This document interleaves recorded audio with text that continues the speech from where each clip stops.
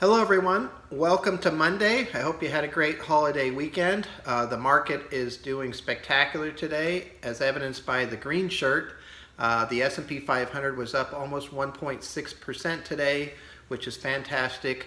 That's 5 days in a row now that we've had an upward moving market.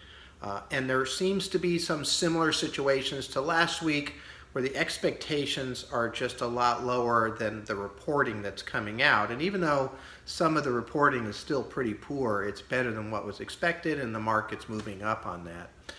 And so that's one of the big stories. But one of the big things that happened today was the S&P 500 actually jumped above this second little range that we established.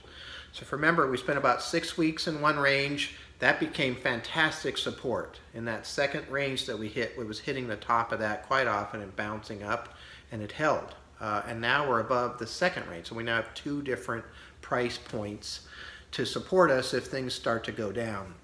I've mentioned before, in times of great stress or panic, the support levels really aren't that useful. But in a normal market, which is actually what we're kind of in right now, you'll see those support levels work out quite well. And so I'm quite happy to be above that right now. I've made a bunch of changes over the weekend to the portfolios, and you're going to see transactions coming through that we did today.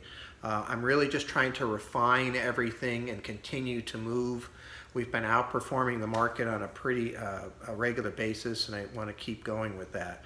I only made those changes to the IRA type accounts because of the capital gains that are inside of these non-IRA accounts. We'll be a lot more selective with those, a lot more careful.